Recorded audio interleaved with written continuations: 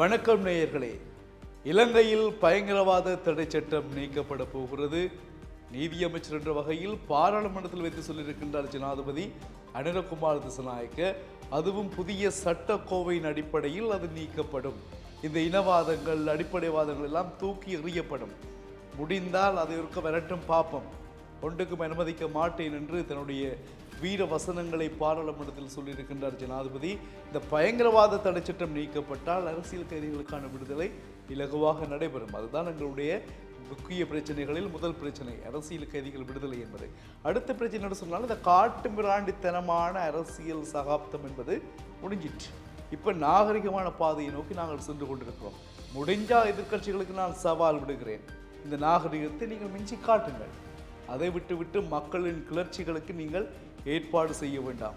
நாட்டில் பொருளாதார பிரச்சனை இருக்கிறது, தேசிய பாதுகாப்புக்கு அச்சுறுத்தல் இருக்கிறது என்று சொல்லி மக்களை குழப்பி மக்களை நீங்கள் கிளர்ச்சிகள் செய்ய ஏற்பாடு செய்வீர்களானால் அது எங்களால் ஒருபோதும் அனுமதிக்கப்பட மாட்டாது.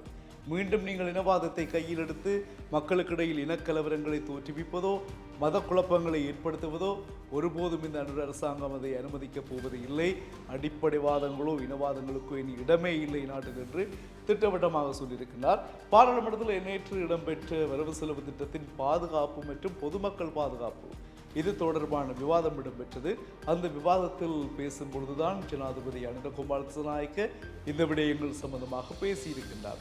உண்மையில் பொருளாதாரம் என்பது தொடர்பாக நாங்கள் பார்க்கின்றோம். அரிசியிலிருந்து, மாவிலிருந்து, சீனியிலிருந்து, எரிபொருட்களிலிருந்து, எரிவாயுவிலிருந்து எல்லாமும் விலை கூடுதலாக இருப்பதாக மக்கள் சொல்கின்றார்கள். இதற்காக பல பாராளுமன்ற உறுப்பினர்கள், பொதுஜன பெரமுன உட்பட பலர் தேசிய மக்கள் சக்தியை ஒரு வேறு விதமாக மக்கள் மத்தியில் சித்தரிப்பதற்காக முயற்சிகளை மேற்கொண்டு கொண்டிருக்கின்றார்கள்.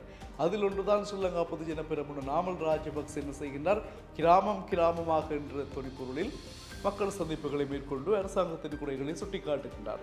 எது எவ்வாறு இருப்பினும் தேசிய பொருளாதாரம் என்பது ஒரு கட்டமைப்பு ரீதியாக மேற்கொள்ளப்படும். அதற்கு கால அவகாசம் வேண்டும்.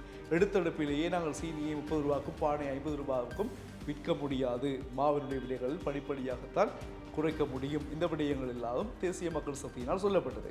தேசிய பாதுகாப்பு என்று பார்க்கின்ற பொழுது எடுத்தெடுப்பில் உடனடியாக எல்லா வன்முறை கும்பியாளர்களையும் ஒரு ரூமில் கொண்டு வச்சுட்டு நாங்கள் அட்வைஸ் பண்ண முடியாது. மெதுவாகத்தான் நாங்கள் கைது செய்ய முடியும், விசாரணைகளை மேற்கொள்ள முடியும். இடம்பெறுகின்ற சில குற்றச்செயல்களை, வன்முறைகளை மட்டும் வைத்துக்கொண்டு நாட்டில் பாதுகாப்பு இல்லை என்று மக்களை உசுப்பேத்துகின்ற வேலைகள் இங்கே வேண்டாம் என்று ஜனாதிபதி சொல்வதாக நாங்கள் பார்க்கிறோம். இவ்வாறான விடயங்கள் ஜனாதிபதியால் சொல்லப்படுவது மேல் வரவேற்கத்தக்க விடயம். என்று சொன்னால் அவர் சொல்லுகின்ற விடயம் புதிய சட்டக்கோவை அடிப்படையில் கொண்டு வரப்படுகின்ற அந்த சட்ட அடிப்படையில் பயங்கரவாத தடை சட்டம் நீக்கப்படும். இந்த பயங்கரவாத தடை சட்டம் என்பது எவ்வளவு மிகவும் பாரதூரமானது, அதுவும் தமிழ் மக்களுக்கு அது எவ்வளவு பாரதூரமானது என்பதை நாங்கள் கடந்த கால அனுபவங்கள் மூலம் நிறைய பெற்றிருக்கிறோம், அனுபவித்திருக்கிறோம். இந்த பயங்கரவாத தடை சட்டம் என்ற சொற்பிரயோகத்தை வைத்துக்கொண்டு எம்மவர்கள் பலர் காணாமல் ஆக்கப்பட்ட சம்பவங்கள், கைது செய்யப்பட்ட சம்பவங்கள், சிறையில் உள்ளவர்கள் விடுவிக்கப்படாத சம்பவங்கள், எம்மவர்கள் தேடி தொலைத்து களைத்து தேடிக்கொண்டு இறந்த சம்பவங்கள், இறக்கின்ற சம்பவங்கள், இனியும் இறக்காமல் இருக்க இப்பொழுது ஜனாதிபதி எடுத்திருக்கக்கூடிய இந்த முடிவானது வரவேற்கத்தக்க விடயமாக நாங்கள் இதை பார்க்கிறோம். இதுவரையில் நாங்கள் பார்க்கின்ற விடயம் எங்களை பொறுத்தவரையும் டியூப் தமிழ் தன்னுடைய வானொலி சேவையை மேற்கொண்டு வந்தது. அந்த வானொலி சேவை இடைநிறுத்தப்பட்டு இன்று வரையும் இயங்காமல் இருப்பதும், இனி இயங்க போகின்ற ஒரு மகிழ்ச்சியான செய்தி ஒரு புறம் இருக்க, இயங்காமல் இருப்பதும் இந்த பயங்கரவாத தடை சட்டத்தின் மூலமாக எங்களுடைய டியூப் தமிழ் நிறுவனர்கள் மற்றும் டியூப் தமிழுடைய யாழ்ப்பாண இலங்கை முழுவதுமான பணிப்பாளர் கைது செய்யப்பட்ட விடயங்கள் எல்லாம் இந்த பயங்கரவாத தடை சட்டம் ஒன்றை பயன்படுத்தித்தான். எனவே இவையெல்லாம் ஒரு முடிவுக்கு வருகின்ற, முற்றுப்புள்ளி வைக்கப்படுகின்ற இடமாக ஜனாதிபதி நேற்று பாராளுமன்றத்தில் சொன்ன இந்த பயங்கரவாத தடை சட்டம் புதிய சட்டக்கோவை அடிப்படையில் திருத்தப்படும் அல்லது நீக்கப்படும் என்ற விடயம் வரவேற்கத்தக்கதாக நாங்கள் பார்க்கிறோம்.